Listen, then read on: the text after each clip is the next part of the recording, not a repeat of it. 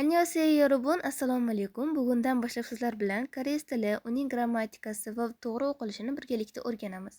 Koreys tilining grammatikasi o'zbek tiliga juda ham o'xshash bo'lgani uchun yapon, xitoy va boshqa ko'plab tillardan ancha osonroq bo'ladi. O'ylaymanki, koreys tilini o'rganishda ko'p qiyinchiliklar ko'rmaysiz. Koreys alifbosida jami 40 ta harf mavjud. Bular 14 ta undosh, 5 ta egiz undosh, 10 ta unli va 11 ta qo'shma unli. Bugun biz sizlar bilan undoshlar va qo'shma undoshlarni o'rganamiz. K yoki G rasmiy nomi kiyok. Kiyok. So'zning boshida va oxirida kelganda K deb talaffuz qilinadi. Misol uchun Kang. Kang daryo. Unlilar o'rtasida kelganda esa G deb talaffuz qilinadi. Misol uchun Agi. Agi yosh bola. N rasmiy nomi Niyin. So'zning boshida ham oxirida ham n deb talaffuz qilinadi. Nun ko'z yoki qor ma'nosida keladi. T yoki D rasmiy nomi tigit. Tigit. So'zning boshida va oxirida kelganda T deb talaffuz qilinadi. Misol uchun topda. Topda issiq.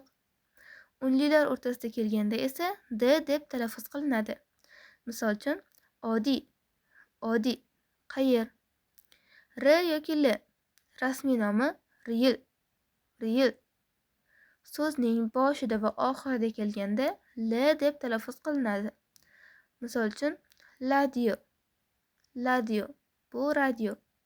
Koreyslar R harfini so'zning boshida va oxirida kelganda talaffuz qilishga juda ham qiynalishadi.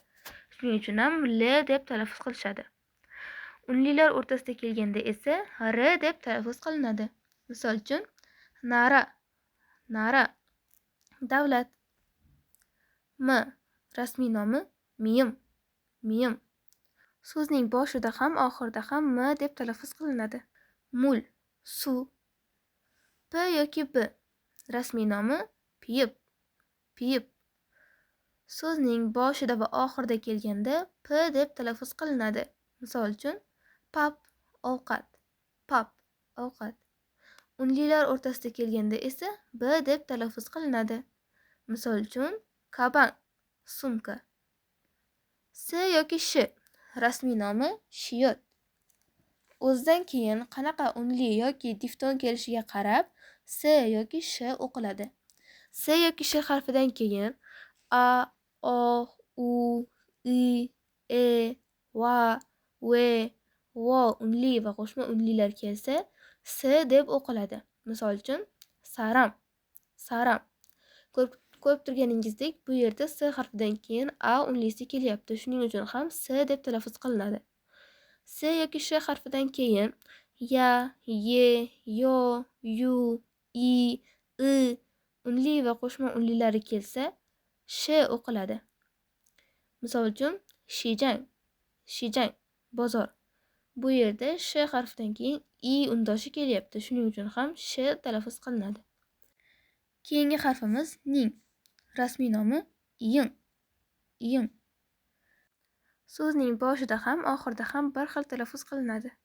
Misol uchun Wang qirol. Wang. Ch yoki J so'zning boshida kelganda Ch deb talaffuz qilinadi. Misol uchun cham uyqu.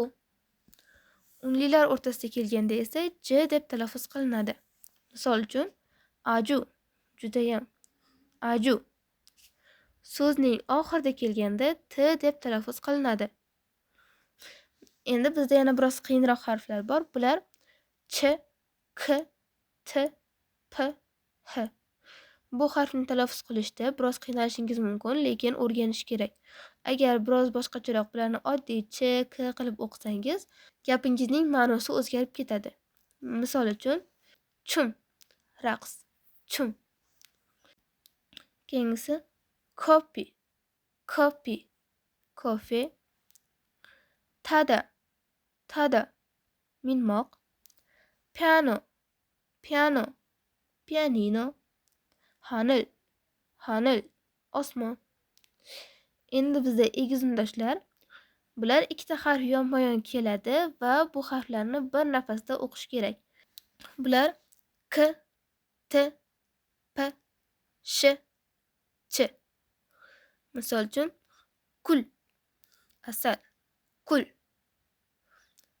tam, ter, tam. Tam emas, tam o'qiysiz. Qattiqroq talaffuz qilish kerak. Yeppida, yeppida, chiroyli. Nalshi, nalshi, ob-havo. Sida, sida, yozmoq. Agar bularni ham oddiy qilib o'qib qo'ysangiz, gapingizning ma'nosi o'zgarib ketadi. Chada, chada, sho'r. Agar buni oddiygina qilib chada o'qib qo'ysangiz, bu uyqu ma'nosini beradi. Darsimiz mana shu yergacha edi. Keyingi darsda sizlar bilan unlilar va qo'shma unlilarni o'rganamiz. Shu yergacha tomosha qilganingiz uchun rahmat. Hammaga xayr. Kamsahamnida.